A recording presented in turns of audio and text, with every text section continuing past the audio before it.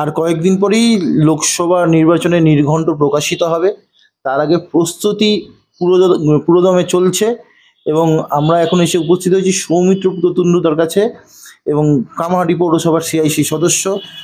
তো এবারে লোকসভা নির্বাচন রাজনৈতিক মহল বলছে সম্পূর্ণ আলাদা, বিশেষ করে দমদম লোকসভা কেন্দ্রের যে ভোটটা আসছে সেই ভোট নিয়ে।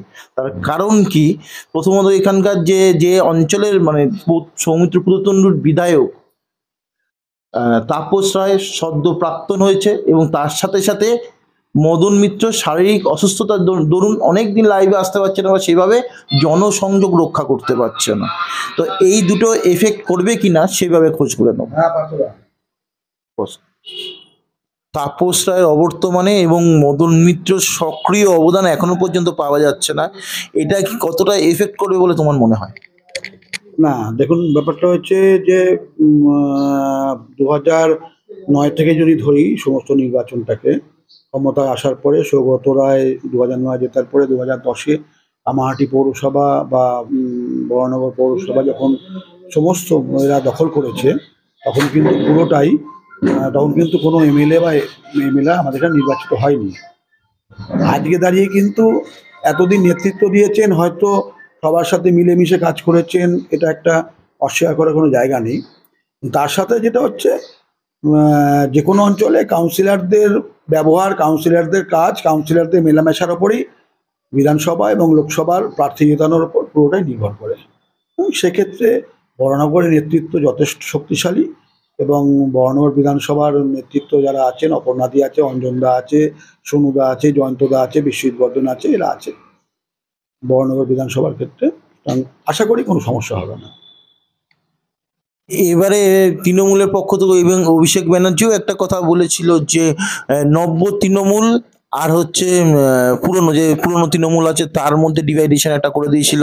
অভিষেক ব্যানার্জি বলেছিল এজেড মানুষদের পক্ষে ডোর টু ডোর ভিজিট করে এইভাবে প্রচার করা সম্ভব না, তারা যেন স্ব ইচ্ছায় নিজেদের জায়গা ছেড়ে দেয়। এবং অভিষেক ব্যানার্জি বিভিন্ন মিডিয়ায় বা সর্বসমক্ষে অনেকবার বলেছে, তা সত্ত্বেও এবারে টিকিট দিয়েছে সৌগত রায়কে এবং সুদীপ ব্যানার্জিকে। এটা শুনে তৃণমূলের অন্তরেই বিভিন্ন রাজনৈতিক মহল বলতে মানে বলছেন নিজেদের মধ্যে থেকে যে সুদীপ ব্যানার্জিকে হয়তো দিল্লির সাথে সেটেলমেন্ট করবার জন্য টিকিটটা দেওয়া হয়েছে। তো এই সুদীপ ব্যানার্জি বা সৌগত রায়ের মতো বয়োজ্যেষ্ঠ রাজনীতিবিদ, যদিও সৌগত রায় এজেড হলেও যেভাবে ডোর টু ডোর ভিজিট করে খুব কম পৌর প্রতিনিধি বা এমএলএ বা এমপিরা সেইভাবে ডোর টু ডোর ভিজিট করেছে, কিন্তু বয়স একটা ফ্যাক্টর যেটাকে অস্বীকার করার নয়। আবার বরানগরের যে প্রচারের মধ্যে থেকে অধিনায়কত্ব করতো, লিড দিত, মানে তাপস রায় অধিনায়কত্ব করে সব জায়গায় ডোর টু ডোর ভিজিট করতো। সৌগত রায় এই যে দুটো জায়গা এখন সব থেকে বড় ভ্যাকেন্ট হয়ে রয়েছে, যে এমএলএ কে সেইভাবে পাওয়া যাচ্ছে না, এই বয়সে সেইভাবে ডোর টু ডোর প্রচার করা কি সম্ভব, কি মনে হয়? না, সৌগত রায় নামটাই এখন দমদম লোকসভায় যথেষ্ট, দমদম লোকসভা কেন্দ্রে। তার কারণ বিগত দিনে 2009-এর পর থেকে আমরা এর আগেও বহু সাংসদ দেখেছি, কিন্তু একটা সাংসদ একটা পাড়ার একটা ছোট্ট অনুষ্ঠানও তাকে নিমন্ত্রণ করলে তিনি যদি কলকাতায় উপস্থিত থাকেন, তিনি সেখানে উপস্থিত হয়ে যান। এটা হচ্ছে আমার চোখে দেখা। সাংসদ হিসেবে সৌগত রায় এই কাজটা আমাদেরকে করেছেন আমাদের এই অঞ্চলে। এবং দেখুন, যেটা বললেন তোর প্রবীণ এবং নবীনের ব্যাপারটা, অবশ্যই বয়স হলে প্রত্যেকের উচিত রাজনীতি থেকে অবসর নেওয়া, এবং আমরাও চাই যারা আমাদেরও যারা বয়স হবে যখন সরে যাও। কিন্তু সব কিছুরই এক হলেও যোগ্যতা বা যোগ্যতার নিরিখে ব্যতিক্রমী হয়। তার কারণ বিধানসভা লোকসভা নির্বাচনে জেতার পরে যারা নতুন এসছেন তাদের মধ্যে কিন্তু কারুর লোকসভা পরিচালনা করার ক্ষেত্রে বা লোকসভায় বক্তব্য রাখার ক্ষেত্রে বা লোকসভার নিয়মকানুনের ক্ষেত্রে যেটা জানা প্রয়োজন, সেটা সৌগত রায় বা সুদীপ বন্দ্যোপাধ্যায় যতটা জানেন, অনেকের পক্ষে জানা অতটা সম্ভব নয়। এটাই প্রশ্ন রাজনীতি মহলের, যে কেন এদের ক্লোন তৈরি করতে পারলো না তৃণমূল, যে যোগ্যতম ব্যক্তিকে লোকসভায় বসানোর জন্য। লোকসভার অ্যাসেম্বলিতে, লোকসভায় যখন আমরা দেখেছি যে প্রশ্ন উত্তর পর্বের প্রথম লিড দিতে হচ্ছে সুদীপ ব্যানার্জি, বিভিন্ন বিষয়গুলোকে তুলে ধরতো সুদীপ ব্যানার্জি। তো এটাই বিষয় হচ্ছে যে ইয়ং জেনারেশনও কেন উঠতে পারলো না, সেই জায়গাটা নিতে পারলো না। না, ইয়ং জেনারেশন তো একটা সব ব্যাপারে একটা শেখার ব্যাপার আছে। একদিনে সব কিছু শেখা যায় না তো। যেমন অনেকের মধ্যে আগ্রহ আছে, তারা শেখার চেষ্টা করেছে। যারা একবারের এমপি হয়েই করেছে, সেটা হচ্ছে মহুয়া মৈত্র। একবার এমপি হওয়ার পরেও অন্তত সংসদে একটা ছাড়া জাগিয়েছেন। তো আগামী দিনেও এরকম মহুয়া মৈত্র মতো নতুন নতুন মুখ আরও উঠে আসবে। তার আগামী দিনে ওই যে সায়নী ঘোষ যাদবপুর লোকসভা কেন্দ্রে দাঁড়িয়েছেন, এবং সে যদি জিতে আসে, আশা করি সেও সংসদে একটা বড় প্রভাব ফেলতে পারবে একটা। এই সামনেই দেখলাম যে এবারে যে রাম মন্দির একটা ইস্যু হবে বলে রাজনৈতিক মহল বলছে, এবং অবভিয়াসলি তার সাথে সাথে সিএ চালু করে দিল প্রধানমন্ত্রী বা বিজেপি সরকার চালু করে দিল। এবং এর সাথে সাথে এই যে তোমার যে লক্ষ্মীর ভান্ডার, মমতা ব্যানার্জি 500 থেকে 1000 টাকা করলো লক্ষ্মীর ভান্ডার। তো এবারে কি এই লক্ষ্মীর ভান্ডারে মানুষ বেশি আকৃষ্ট হবে, না তোমার রাম মন্দিরের উপর বেশি টিআরপি যাবে? শুনুন, লক্ষ্মীর ভান্ডার হচ্ছে শুধুমাত্র মহিলাদের জন্য, এটা তো সমস্ত মানুষরা পায় না। রাম মন্দির করে চিন্তা করেছিল যে সারা ভারতবর্ষের মানুষকে ধর্মের ভিত্তিতে ভাগ করে তারা নির্বাচনে জয়লাভ করবে। একটা কথা বলি, তারা বুঝতে পেরেছেন যে রাম মন্দির আসলে ভাওতা, এবং মানুষ সেভাবে নেয়নি। ভারতবর্ষের মানুষ হয়তো একটা দুটো স্টেটে সামান্য প্রভাব পড়লেও সারা ভারতবর্ষে রাম মন্দিরের কোনো প্রভাব পড়বে না। আর ভগবানকে ডাকতে গেলে আলাদাভাবে মন্দির প্রতিষ্ঠা করে আলাদাভাবে ঠাকুরের করিয়ে কাজ করতে হবে। সুতরাং সেখানে সব থেকে বড় জিনিস হলো, এবং যার জন্য রাম মন্দির তারা অ্যাসেসমেন্ট করে দেখেছেন যে রাম মন্দির মানুষের মধ্যে সেভাবে প্রভাব ফেলতে পারেনি বলেই হঠাৎ করে নির্বাচনের আগে সিএএ চালু করে দিল, আরেকটা নতুনভাবে মানুষকে ভাওতা দেওয়ার জন্য। শুভেন্দু অধিকারী বলছে যে আমরা দলে আসলে লক্ষ্মীর ভান্ডার 3000 করে দেবো। তো লক্ষ্মীর ভান্ডার 1000-এর বিরুদ্ধে লক্ষ্মীর ভান্ডার 3000। তো এই যে খেলা, লক্ষ্মীর ভান্ডারটাকে মূল পুঁজি করে যে ভোট ব্যাংক কেনার চেষ্টা, এটাকে কিভাবে দেখি? দুটো কথা বলি আপনাদেরকে। আপনাদের বিগত দিনের যদি ক্যাপশনগুলো খুঁজে পান, দেখবেন এই লক্ষ্মীর ভান্ডার চালু হওয়ার পর থেকে এই শুভেন্দু অধিকারী বলেছিল যে আমরা ভিক্ষা বা অনুদানে বিশ্বাসী নই। আজকে শুভেন্দু অধিকারী বলছে 3000 টাকা করে আমরা লক্ষ্মীর ভান্ডার দেব, এই যদি আসে ক্ষমতায়। 2014 লোকসভা নির্বাচনে নরেন্দ্র মোদী সারা ভারতবর্ষে মাইক ফুঁকে বলেছিল যে আমরা ক্ষমতায় আসলে বিদেশি ব্যাংক থেকে টাকা ভারতবর্ষে ফিরিয়ে এনে প্রতিটা অ্যাকাউন্টে আমরা 15 লাখ টাকা করে দেবো। আজকে প্রায় 2014 থেকে 2024 10টা বছর কেটে গেছে, ভারতবর্ষের একটা মানুষও কিন্তু 1 টাকাও কারোর অ্যাকাউন্টে ঢোকেনি। উল্টো বিভিন্ন উপায়ে ব্যাংক অ্যাকাউন্ট থেকে টাকা কেটে নেওয়া হচ্ছে বিভিন্নভাবে, যেগুলো বিগত দিনে হয়নি। এবং সবথেকে বড় কথা হলো, ইন্দিরা গান্ধী যে সমস্ত ব্যাংকগুলোকে রাষ্ট্রায়ত্ত ব্যাংক করে দিয়ে গেছিল, যে সমস্ত জায়গাগুলোকে রাষ্ট্রায়ত্ত সংস্থা করে দিয়ে গেছিল, আর নরেন্দ্র মোদী সেই রাষ্ট্রায়ত্ত সংস্থাগুলোকে বেচে তার নিজের দলের মুনাফা তৈরি করছে। এলআইসির মতো ইয়েকেও পিপিপি মডেলে নিয়ে আসার চেষ্টা করা। মানুষ একটা জিনিসেও ভরসা রাখতো, অন্তত এলআইসিটা ছিল হচ্ছে গরিব মানুষ, দিন খাওয়া, রোজ দিন আনা দিন খাওয়া মানুষগুলো, তারা কিন্তু একটা ভরসা রাখতো যে সরকারি জায়গায় টাকা রাখলে নিশ্চিন্ত থাকা যায়, এবং যার জন্য বেশিরভাগ মানুষ এলআইসিতেই টাকা জমাতো। তার পরবর্তীকালে বিভিন্ন চিট ফান্ড এসছে বা বিভিন্ন রকম কাজ হয়েছে, কিন্তু প্রথম দিন থেকে আমরা দেখেছি এলআইসিতেই মানুষ টাকা রাখতো। সেইটাকেও এখন আস্তে আস্তে প্রাইভেটাইজেশন করার দিকে চলে যাচ্ছে। মানুষ আগামী দিনে ভারতবর্ষের বুকে অন্তত এই দলটা থাকবে কিনা, এটা একটা জিজ্ঞাসা চিহ্ন হয়ে দাঁড়াচ্ছে। বিরোধীরা তৃণমূলকে বলতো যে দিদি ভাইপোর প্রাইভেট লিমিটেড কোম্পানি এবং পরিবারতন্ত্রের রাজ, এবং সেই জায়গা থেকে আমরা দেখলাম যে বাবুন ব্যানার্জির সাথে দিদির বিগত কয়েকদিন ধরে অনেক কথাবার্তা চলেছে। নির্দল হিসেবে বাবুন ব্যানার্জি দাঁড়াবে বলেছিল, দিদি তাকে বিভিন্ন সম্পর্ক থেকে তার থেকে অব্যাহতি চেয়েছিল, মানে বেরিয়ে এসেছিল। এবং সে জায়গা থেকে বাবুন ব্যানার্জিকে আমরাও জানি যে এই অঞ্চলে বিশেষ করে দমদম লোকসভা কেন্দ্র বলো, যে হাওড়া বলে বেশ কিছু জায়গায় বাবুন ব্যানার্জি একটা প্রভাব রয়েছে। তো এইগুলো মানুষের মধ্যে, গ্রাউন্ড লেভেলের মানুষের ক্ষেত্রে এটা একটা প্রভাব পড়বে না? যারা বিকেলে টিভির পর্দা, মানে রিমোট ঘুরিয়ে টিভির পর্দায় দেখে খবর কি হচ্ছে, আজকের দিনের খবর কি রয়েছে, সেখানে বাবুন ব্যানার্জি, সন্দেশখালী বা এই যে প্রথম শ্রেণীর যে নেতারা আজকে বিভিন্ন ইয়েতে জেল খাটছে, তো সেটার একটা এফেক্ট করবে না? কি মনে করো যে তুমি যদি একজন কোনো দলীয় কর্মী না হয়ে নিরপেক্ষ একজন মানুষ হতে, আর আজকে যদি তুমি তোমার বউ, মেয়ে, ছেলের সাথে একসাথে টিভির পর্দায় থাকতে, সেই সন্দেশখালী কি তার এফেক্ট করতো না? বা এই গোষ্ঠী কোন্দল যে বাবুন ব্যানার্জি নিয়ে, এইটাকে এফেক্ট করতো না? এই যে গরিব মানুষদের এত চাকরি গেছে, এত দিনের অনশন রয়েছে, এই সার্বিকভাবে এই যে বিভিন্ন সেগমেন্ট, মানে কোনো জায়গাটাই সেইভাবে যদিও প্রমাণিত হয়নি, কিন্তু প্রত্যেকটাকেই একাধিক অ্যারেস্ট হয়েছে। তো এইগুলো কি এবারের লোকসভায় মানুষের কাছে এফেক্ট করবে না, কি মনে হয়? শুনে একটা কথা বলি, সম্পূর্ণটা এখনো বিচারাধীন এবং সম্পূর্ণ কিন্তু অনুমানের উপর ভিত্তি করে তাদেরকে দীর্ঘদিন ধরে অ্যারেস্ট করে রাখা হয়েছে। সুতরাং একটা অনুমানের উপর ভিত্তি করে আমাদের ভারতবর্ষের আইনটা সেইভাবেই তৈরি, যে আইনটার উপর নির্ভর করে ইডি এবং সিবিআইকে সম্পূর্ণ স্বাধীনতা দেওয়া হয়েছে, যে তারা যা খুশি করতে পারে, বিনা বিচারে তাদেরকে, যে কোনো মানুষকে দিনের পর দিন জেলবন্দি করে রাখতে পারে। এটা একটা পার্ট। তার সাথে আরেকটা পার্ট হলো, যেটা হচ্ছে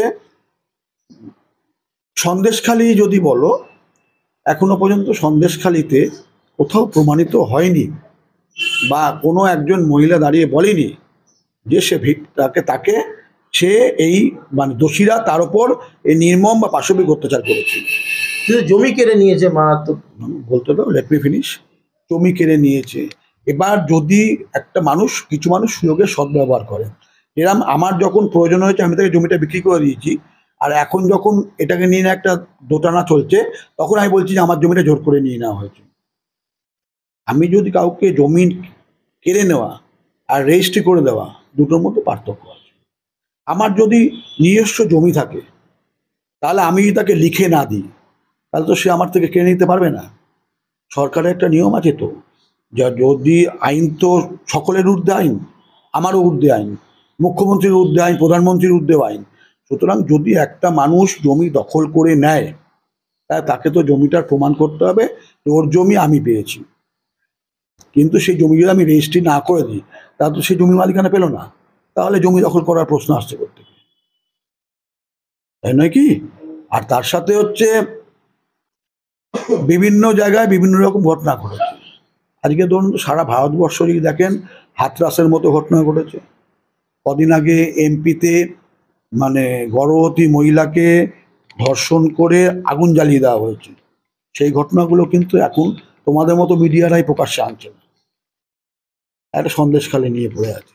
সারা ভারতবর্ষ জুড়ে যদি দেখো, এই ধরনের ঘটনা কয়েকশো হাজার আছে। এই ধরনের ঘটনা বিহার, ইউপি, এমপি, তোমার ছত্তিশগড় বলো, তোমার ঝাড়খণ্ড বলো, যাও দেখো, বিভিন্ন জায়গায় আছে। অবশ্যই আমি বলছি না যে যদি কেউ অন্যায় করে থাকে অবশ্যই তার শাস্তি হওয়া উচিত, কিন্তু বিনা বিচারে বা বিনা দোষী সাব্যস্ত হওয়ার আগে একটা মানুষ 2 বছর জেল খেটে নিল, এটাও কিন্তু মানবিক নয়, এটাও অমানবিক। 4টে নাম বলছি: অভিজিৎ গাঙ্গুলি, তাপস রায়, অর্জুন সিং, কৌস্তব বাগচি।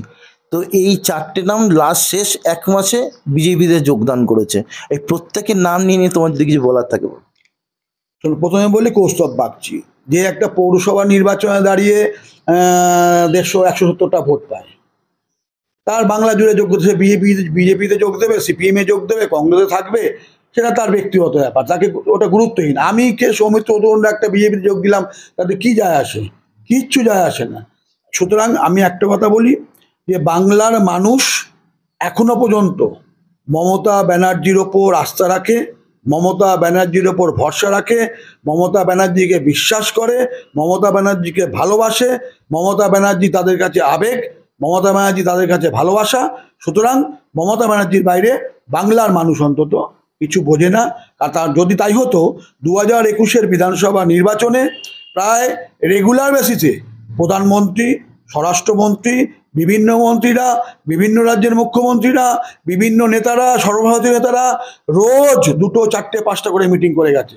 তারপরেও বলি, বাংলার মানুষ যেমন মির্জাফরকেও দেখেছে, বাংলার মানুষ বিপ্লবী ক্ষুদিরাম, বাংলার মানুষ বঙ্কিমচন্দ্র, বাংলার মানুষ রবীন্দ্রনাথকেও দেখেছে। সুতরাং সবাই মির্জাফর নয়। শুভেন্দু অধিকারী মির্জাফর হতে পারে, কিন্তু বাংলার মানুষ মির্জাফর নয়। বাংলার মানুষ মির্জাফর নয় বলেই আবার মমতা বন্দ্যোপাধ্যায়কে 2021-এ নিরঙ্কুশ সংখ্যাগরিষ্ঠতা করে মুখ্যমন্ত্রী করেছে। অর্জুন সিং দেখ, আমি একটা কথা বলি, আমি পুরোটাই একবারই বললাম যে কারুর ওপর ভিত্তি করে কোনো সময় কিছু আয় আসে না। আমি মানুষের বিশ্বাসযোগ্যতা, আজকে কংগ্রেস করছি, কালকে সিপিএম করব, তারপর দিন বিজেপি করব, তারপর দিন তৃণমূল করব, মানুষ কিন্তু আমার প্রতি বিশ্বাস রাখবে না। 4টে দল করেনি, 2টো দলের মধ্যে আপ ডাউন করছে। যেখানে ওনার যুক্তিটা, তুমি একটা বলছি তুমি একজন সিআইসি সদস্য রয়েছে, আজকে যদি তোমার জায়গায় অন্য কাউকে দিয়ে দেয় এবং তোমার যোগ্যতা থাকা সত্ত্বেও এবং তুমি জিতেছো এবং ভালো লিড দিয়েছো, সেই পরিস্থিতি থেকে যদি তোমাকে সেই দল তোমায় টিকিট না দেয়, তো স্বাভাবিক ব্যাপার, তোমার তো ক্ষোভ থাকবে। এটা যে কোনো মানুষের মধ্যে সেটা আসতে পারে। তা অর্জুন সিংকে যে টিকিট পায়নি, অর্জুন সিংকে যে টিকিট দেয়নি, সে তো টিকিট তাকে, সে এমপি অবস্থায় এসছে এবং তাকে প্রতিশ্রুতি দিয়ে তাকে তৃণমূলে ফিরিয়ে নেওয়া হয়েছে, তারপরে টিকিট পায়নি। তো তার জায়গায় তো সে ভুল নয়, কি মনে হয়? আমি একটা কথা বলি, ও কিন্তু যেমন তাপস রায়কে আমি একটা জায়গায় সম্মান করি, উনি কিন্তু যখন দলটা ছেড়েছেন, বিজেপিতে জয়েন করেছেন, উনি কিন্তু পদত্যাগ করে কিন্তু বিজেপিতে জয়েন করেছেন। অর্জুন সিং কিন্তু সাংসদ পদ থেকে পদত্যাগ করেননি। সেটা হয়তো মমতা ব্যানার্জির নির্দেশে। হয়তো কেন, হয়তো বলে কোনো কথা নেই, আমি কি করলাম না করলাম, আমি যদি আজকে বিজেপিতে যাই অথচ আমি আমার কাউন্সিলর পদ থেকে বা সিআইসি পদ থেকে রিজাইন করলাম না, এটা তো সঠিক নয়। আমি যদি আমার মনে হয় আমার এই দলটা ভালো লাগছে না, আমি পদত্যাগ করেই অন্য দলে যাব, এটাই হচ্ছে অরিজিনাল একজন রাজনীতিবিদের কর্তব্য। সেক্ষেত্রে কিন্তু অর্জুন সিং নিজের জায়গা থেকে সংসদ পদ থেকে পদত্যাগ না করে কিন্তু এতদিন তৃণমূল করেছেন। আশা করি তাপস রায়ের বক্তব্যগুলো তুমি শুনেছো, যে ক্ষোভ নিয়ে তাপস রায় দলটাকে ত্যাগ করেছে। প্রথম ব্যাপার ছিল সুদীপ ব্যানার্জির মাধ্যমে তাপস রায় বলছে যে বাড়িতে ইডি হামলা হয়েছে, বা এই তৃণমূল দল ব্যক্তি তাপস রায়কে 54 বছরের রাজনৈতিক কেরিয়ারকে তাকে সেভাবে সাপোর্ট করেনি এবং বিপদের সময় তাপস রায় তাদেরকে পাশে পায়নি বা ফোন কল আসেনি। যদিও এটা তাপস রায়ের বক্তব্য না, আমরা এতদিন ধরে সাংবাদিকতা করছি যে তৃণমূলের নিচুর তলায় মানুষদের ওই একটাই বক্তব্য থাকে যে যার জন্য এত লড়ছি সে যখন তখন আমাদের ইউজ করে দিতে পারে, আমাদেরকে সাপোর্ট না করতে পারে। তো তুমি একজন পৌর প্রতিনিধি হিসেবে, সিআইসি সদস্য হিসেবে, কারণ তোমরা তো ভিত, তো সেই জায়গা থেকে তাপস রায়ের এই বক্তব্যগুলোকে তুমি কি চোখে দেখো? দেখুন, আমি একটা কথা বলি, তাপস রায় অনেক উঁচু মাপের নেতা, বা তার দীর্ঘ রাজনৈতিক জীবন, তার রাজনৈতিক জীবন যত দিনের, আমার বয়স হয়তো তত দিন। সুতরাং সেইখানে দাঁড়িয়ে আমি তার চিন্তাভাবনাকে বা তার কর্মকাণ্ডকে আমি ছোট করব না বা তাকে আমি অসম্মান করব না, কিন্তু তিনি যে সিদ্ধান্ত নিয়েছেন এটা সম্পূর্ণই ওনার নিজের সিদ্ধান্ত, এবং উনি নিজের সিদ্ধান্ত নিয়েছেন, মনে করেছেন যে সঠিক হয়নি, সেই জন্য উনি সিদ্ধান্ত নিয়ে উনি ওনার মতো করে পরবর্তীকালে আশা করি আগামী দিনে তিনি তার সঠিক সিদ্ধান্তে পৌঁছাতে পারবেন। ছাড়বার আগে কি তোমার কাছে খবর ছিল? না, ছাড়বার আগে খবর ছিল বলতে আমি এভাবে তো তোমাকে বলতে পারবো না। ছাড়বার আগে আমরা ব্যক্তিগতভাবে আলোচনা সেভাবে আমাদের বলেও নি, আমরা জানিও না। ছাড়ার পরে যাওয়া হয়েছে দাদার কাছে? ছাড়ার পরে দাদার বাড়িতে যাওয়া হয়েছিল? না, আমি যাইনি। তো দাদা হিসেবে তুমি সৌগতর তাপস রায়কে তুমি দেখতে, বা একটা সহানুভূতির জায়গা রয়েছে তাপস রায়ের, এইখানে আসলে তোমার সাথেই দেখা করতো, তোমার সাথেই মুভমেন্ট করতো, তোমাকে খুঁজে বেড়াতো।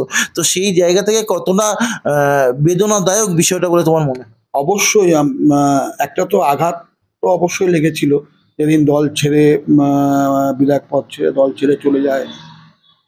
এবং আমিও আশা করেছিলাম অন্যান্যদের মতো যে ওনার যা চিন্তা ভাবনা, উনি যে মানসিকতার মানুষ, উনি যে ধরনের চিন্তা ভাবনা নিয়ে চলেন এবং সবাইকে সহযোগিতা করার চিন্তা চেষ্টা ভাবনা করেন। ঠিক না ভুল?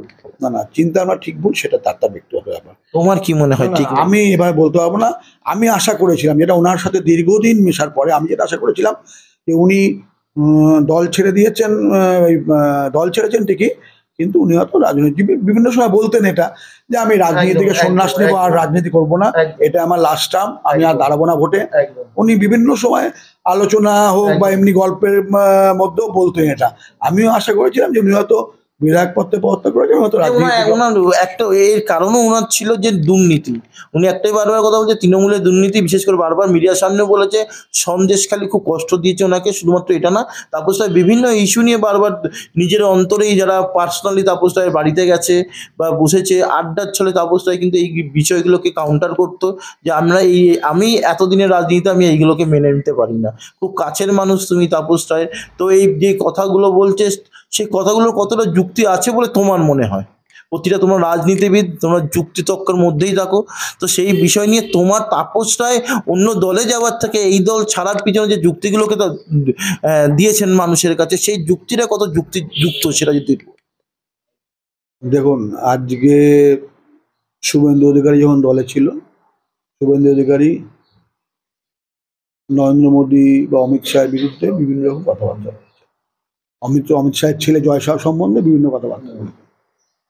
কিন্তু যেদিনই তিনি বিজেপিতে জয়েন করলেন, নরেন্দ্র মোদীর পায়ে হাত দিয়ে অমিত শাহের নরেন্দ্র মোদীর পায়ে হাত, অমিত শাহের পায়ে হাত দিয়ে প্রণাম করে যে আমার বড় দাদা আমার সাথে দীর্ঘদিনের সম্পর্ক। তাহলে একটা মানুষ যদি দ্বিচারিতা করে, দ্বিচারিতা বলতে আমি তৃণমূলে থাকবো, বিজেপির সাথে সখ্যতা করব, দুটো হতে পারে।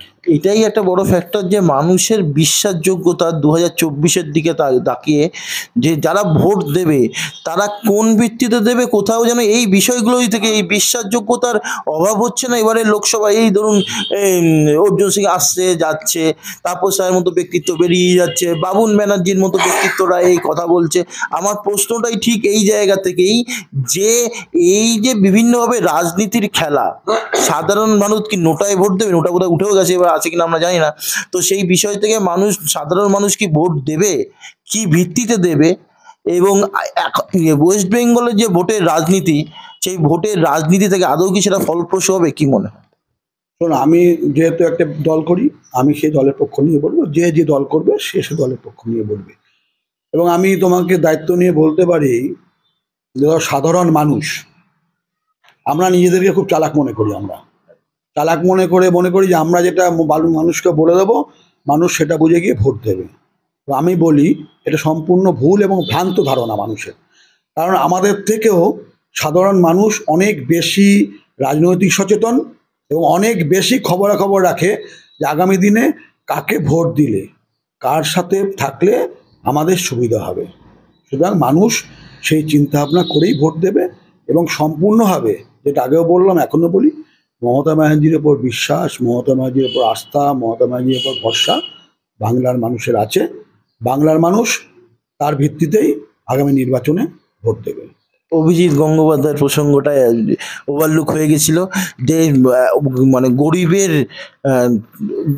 রবিনহুড ছিল এই অভিজিৎ গঙ্গোপাধ্যায়। দেখেছি আমরা বিভিন্ন ওনার ধারা দেখেছি, মানুষ ওনার কাছে ভিড় করছে। সেই অভিজিৎ বন্দ্যোপাধ্যায় বিজেপিতে যোগদান করেছে।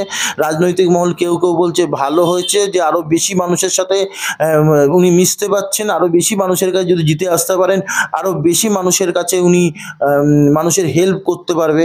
আবার টিএমসি বলছে যে এটা গেম প্ল্যান ছিল। তো কি বলবে বিষয়টা নিয়ে? দেখো একটা কথা বলি, এই যে আমি ধরো কাউন্সিলর আছি, কাউন্সিলর তো সারা জীবন থাকবো না, কিন্তু এক্স কাউন্সিলরটা কিন্তু আমার আমৃত্যু সার্টিফিকেট। ঠিক সেরকমভাবেই একটা বিচারপতি অবসর নেওয়ার পরে এক্স জাজ কলকাতা হাইকোর্ট, এটা কিন্তু ওনার সারা জীবনের সার্টিফিকেট, যতদিন বেঁচে থাকবে। আমরা দুঃখিত হই, লজ্জিত হই এই জায়গাটায় যখন দেখি একজন হাইকোর্টের বিচারপতি হয়ে একজন রাজনৈতিক দলের কর্মীর কাছে মাথা নত করে নমস্কার করে। এটা আমরা লজ্জিত হই। আমরা মনে করি সেই সময় কিন্তু উনি এটা বলছে যে তৃণমূল সরকার বাধ্য করেছে আমাকে এটা করবার জন্য, এই ধরনের কথাবার্তাগুলো বলার জন্যই আজকে আমি উদ্বুদ্ধ হয়েছি যে এই যোগ্য জবাব দেওয়ার জন্য বিজেপিতে নাম লেখাতে বাধ্য হলো। তাহলে যে সমস্ত সরকারি কর্মচারীরা, আমলারা, পুলিশের লোকেরা, পুলিশের আইপিএসরা, আইএএসরা যারা আছে, তারা তো বিভিন্ন সময়, যারা বাংলায় অন্তত, তারা তো বিজেপির রক্তচক্ষুর ওপর দাঁড়িয়ে থেকে কাজ করছে। তারা তো বলতে পারে যে আমরা বিজেপির রক্তচক্ষুর উপরে কাজ করছি বলে আমরা সবাইকে তৃণমূলের ভোটে দাঁড়াতে চলে এসছে, আসেনি তো। কিছু লোক তো এসছে। আমি বলছি যেটা, যে একজন এক্স বিচারপতি হয়ে শুভেন্দু অধিকারের সামনে মাথা নত করে নমস্কার করছে। আমার প্রশ্নটা এই জায়গাটাতেই, যে তার মানে এতদিন ধরে, তার মানে ঠিক এইভাবে বিজেপির মাথা নত রাজনীতি, তো রাজনীতি মানেই তো মাথা নত করা। এটা তো বিভিন্ন, বাবুন ব্যানার্জিও বলছে মমতা ব্যানার্জির কিছু মানুষ মমতা ব্যানার্জিকে অয়েলিং করছে। একদম তোমাদের ভুল ধারণা। যাদের সিদ্ধারা সোজা রাখার ক্ষমতা আছে তারা কোনোদিন কারো কাছে মাথা নত করে না। আমি এখনো দায়িত্ব নিয়ে বলছি, অন্তত আমি ব্যক্তিগত জীবনে। উদাহরণ কি তাপস রায়? না, আমি ব্যক্তিগত জীবনে, আমি আমার চাকরি জীবনে, আমি আমার রাজনৈতিক জীবনে, এবং আজও পর্যন্ত আমি এই মুহূর্তে কামারহাটি পৌরসভার 4 জন সব থেকে বর্ষিয়ান কাউন্সিলর থাকলে তার মধ্যে আমি একজন, মানে সিনিয়রিটি বেসিসে আর কি। বর্ষিয়ান বলতে বয়সে বর্ষিয়ান না, সিনিয়রিটি বেসিসে। তারপরেও দল আমাকে সম্মান দিয়েছে 2022-এ এসে। তার আগে যারা 1 বছরের প্রথম বছরের কাউন্সিলর হয়েছে তারা 86 হয়েছে। কিন্তু আমার কাছ থেকে বা আমার মুখ থেকে কোনো ধরনের সমালোচনা, কোনো ধরনের বাজে কথা আমার মুখ থেকে কোনোদিন বেরোয়নি। আমি মনে করেছি দল আমাকে যোগ্য মনে করেনি, দল দেয়নি। যেদিন আমাকে আমার যোগ্যতা প্রমাণ করতে পারবো, যেদিন দল আমাকে যোগ্য মনে করবে, যেদিন আমাকে পদ দেবে, সেদিন আমি যোগ্যতা প্রমাণ করতে পারবো। এবং আমি আজ গর্বের সঙ্গে বলতে পারি যে কামারহাটি পৌরসভার পৌরাঞ্চলের নাগরিকরা অন্তত গর্বের সঙ্গে এই কথাটা বলে যে সিআইসির কর্মকাণ্ডে আমরা সন্তুষ্ট। এই লোকসভায় অভিজ্ঞতার বেশি প্রয়োজন রয়েছে না তারুণ্যের বেশি প্রয়োজন রয়েছে, কি মনে হয়? না, তারুণ্যের তো প্রয়োজন আছে পরিশ্রমের জন্য সবসময়, কিন্তু অভিজ্ঞ ব্যক্তিদের সাথে নিয়েই তারুণ্যকে এগিয়ে যেতে হবে। তো এই নিরিখে যদি তুমি ক্যালকুলেশন করো, তুমি দেখবে এই লোকসভার যে তোমাদের তৃণমূলের প্রতিনিধি দল রয়েছে, আমি এই দমদমা লোকসভার আন্ডারে যত পৌরসভা আছে সেখানকার সেই হিসেব করলে দেখা যাবে যে মোর দ্যান 70% হচ্ছে তোমার ইয়ং জেনারেশন রয়েছে, আর 30% বা তারও কম দেখবে যে এক্সপিরিয়েন্স পার্সন রয়েছে। অনেকে একটা টার্ম রয়েছে, অনেক ফার্স্ট টাইম বইয়ে রয়েছে, পৌরপিতা পৌরমাতা রয়েছে। তো আমার বিষয় হচ্ছে কি, যে এদের ওপর ভিত্তি করে জয়টাকে ছিনিয়ে নিয়ে আসা যাবে। যে অ্যাক্টিভিটিস তো একটা মাধ্যম, ডোর টু ডোর ক্যাম্পেনিং একটা মাধ্যম। এখনকার যে বিভিন্ন এই যে বড় দমদম লোকসভা আন্ডারে যত পৌরসভা আছে, ম্যাক্সিমাম ইয়ং জেনারেশন না অনেক বেশি ট্রাভেলস, ব্লগ, রিলস, ব্যক্তিগত জীবন নিয়ে অনেক বেশি খোলামেলা সোশ্যাল প্ল্যাটফর্মে। আর রাদার দেন এজেড পার্সনটা কিন্তু তোমার অ্যাক্টিভিটিস, মানে তোমার দলীয় অ্যাক্টিভিটিস, মানে ডোর টু ডোর বাড়িতে গিয়ে তাদের কি পরিষেবা হবে সেই বিষয় নিয়ে বেশি অ্যাক্টিভিটিস। এই যে দুটো আলাদা, রাজনৈতিক মহল বলছে যে অভিজ্ঞতার অভাবেই আজকে দুটো আলাদা আলাদা ক্যান্ডিডেট চলে আসছে। আজ বিভিন্ন জায়গায় একটা সময় ছিল, তুমি অনেক দিন ধরে রয়েছো, আমিও সাংবাদিকতায় অনেক দিন ধরে রয়েছি, তোমার সাথে আমার 2010-11 থেকে পরিচিতি রয়েছে। আমি দেখেছি যে তুমি যখন কোনো মিছিলে বেরো, সেই মিছিলে কতটা স্বতঃস্ফূর্ত হয়ে মানুষজন বেরোচ্ছে, কিন্তু যারা এই যে 70% যে কাউন্সিলররা রয়েছে তারা তো লোকজনই পাচ্ছে না মিছিলে হাঁটার জন্য। ইয়ং জেনারেশনকে মুখ ফিরিয়ে নিচ্ছে। একদমই না। আমি বলি নতুন কাউন্সিলর এটা বলা ভুল, কারণ এই কাউন্সিলরদেরকেও জিতেছে কিন্তু দলের কর্মীরা, সুতরাং আগামী দিনে সৌগত রায়ের হয়েও কাউন্সিলরকে তো অবশ্যই অগ্রণী ভূমিকা পালন করতে হবে। তার সাথে সাথে দলের কর্মীরা যারা আছে তারা কাউন্সিলর নির্বাচনে যেরকম স্বতঃস্ফূর্তভাবে লড়াই করেছে, বিধানসভা নির্বাচনে যেভাবে স্বতঃস্ফূর্তভাবে লড়াই করেছে, আগামী লোকসভা নির্বাচনেও ঠিক সেইভাবেই স্বতঃস্ফূর্তভাবে লড়াই করবে দলের প্রার্থীকে জিতিয়ে আনার জন্য। 5টা রিজন বলো যার জন্য মানুষ এবার টিএমসি কে ভোট দেবে, মানে যেটা দেখিয়ে তুমি আবেদন করতে পারো যে এই 5টা কারণের জন্য এবারে সৌগত রায়ের সাথে থাকুন, তৃণমূলের সাথে থাকুন। সৌগত রায়, এক নম্বর তো সৌগত রায়ের জন্যই বলি আমি, দমদম লোকসভা কেন্দ্র নিয়ে। সৌগত রায় সাংসদ 2009 থেকে। তার আগে অমিতাভ নন্দী ছিল, নির্মল চ্যাটার্জি ছিল, নীরেন ঘোষ ছিল, আশুতোষ লাহা ছিল, তপন শিকদার ছিল। কিন্তু জনসংযোগের ভিত্তিতে সৌগত রায় 100-100। 100-200 বলা যেতে পারে। আমি তো মানে অঙ্কের বাইরে যাব না। 100-100 সংসদে বাংলার মানুষ হয়ে, বাংলার মানুষের জন্য বলা, এলাকার দমদম লোকসভা কেন্দ্রের মানুষের জন্য বলা, বিভিন্ন ভিত্তিতে সরকারের বিরুদ্ধাচরণ করা বা সরকারের বিরুদ্ধে, অন্যায়ের বিরুদ্ধে প্রতিবাদ করা, সংসদে একটা প্রতিবাদী মুখ সৌগত রায়। প্রথম টার্মে সর্বশ্রেষ্ঠ সাংসদ। এবং সেটা বড় কথা নয়, এবং তার বাগ্মিতা, তার কথা বলার ধরন, তার শিক্ষাগত যোগ্যতা মানুষকে একটা জায়গায় নিয়ে আসে। আমরা বিভিন্ন সময় দেখেছি সৌগত রায়কে যে কোনো টপিক্সের ওপর বক্তব্য রাখতে, আসার পরই এই টপিক্সের বক্তব্য রাখতে হবে, কোনো সময় দ্বিধা করেননি বা বলেননি, সংকোচ বোধ করেননি যে আমি এটা দিয়ে বলতে পারবো না। সে গান বলো, খেলা বলো, সিনেমা বলো, পড়াশোনা বলো, যে কোনো বিষয়ের ওপর একদম ইনস্ট্যান্ট তিনি বক্তব্য রেখে যাচ্ছেন। এই বিভিন্ন গুণের গুণনিধি একজন মানুষ। তার আশেপাশে একজন প্রার্থী হয়েছেন আমি শুনেছি, বিজেপির এখন প্রার্থী হয়নি। সুতরাং আমরা আশাবাদী নয়, আমরা নিশ্চিত, না আশাবাদী, দমদমে আমরা নিশ্চিত যে সৌগত রায় গতবারের মার্জিনের থেকেও বেশি মার্জিনে জিতবে, একদম নিশ্চিত। প্রচার কিভাবে শুরু করবে বা প্ল্যানিং কি রয়েছে? প্রতিবার যেরকম হয়, প্রথম ডোর টু ডোর প্রচার আমাদের ওয়ার্ডে, এটা হচ্ছে একদম নিয়ম মাফিকভাবে প্রতি ডোর টু ডোর প্রচার, তারপর মিছিল মিটিং যেভাবে হবে সেইভাবে যেভাবে প্রচার হয় সেভাবে হবে। শেষ লোকসভায় লিড কত দিয়েছে? আমাদের এখান থেকে শেষ লোকসভা লিড ছিল 476 আমার ওয়ার্ডে। ভোটার কত ছিল? ভোটার 6000 সামথিং, সেখানে ভোট পড়েছিল 4700 কত। এবার ব্যবধান বাড়বে? অবশ্যই বাড়বে। কত হতে পারে? অনেকটাই বাড়বে। আমরা আশা করি তো, একদম যদি খুব খারাপ রেজাল্ট হয় তাও 1200 ভোটে জিতবো আমরা। 1200 ভোটে জিততে পারবে। আপনারা শুনে নিলেন সৌমিত্র পুততুণ্ডুদার কাছ থেকে যে এইবারের প্রস্তুতি কীরকম, এর সাথে লোকসভার ভাবধারা কীরকম রয়েছে। অনেক এজেড বা অভিজ্ঞতা সম্পন্ন একজন ব্যক্তিত্ব, এজেড বললে ভুল হবে। এখনো পর্যন্ত যেভাবে উনি মানুষের সাথে থাকেন, যে স্পিডে কাজ করেন, সব অতুলনীয়। এবং দেখা যাক এই অঞ্চল থেকে লিড নেবে, এটা সাধারণ মানুষ বলছে যে এই অঞ্চল থেকে অন্তত সৌগতদাকে লিড দেবে, এ নিয়ে কোনো প্রশ্ন নেই। বিষয় হচ্ছে যে এলাকার বাইরে ওনার ওয়ার্ডের বাইরে গিয়ে কতটা সৌগত রায়ের এই লিড নেওয়ার জন্য, জেতার জন্য ওনার কতটা সক্রিয় ভূমিকা থাকবে, এবং সেই নিয়েই আমরা আগামী দিনে আসবো। ওনার বিভিন্ন কাজ পদ্ধতি আমরা তুলে ধরবো। সঙ্গে থাকুন, দেখতে থাকুন বিশ্ব বাংলা।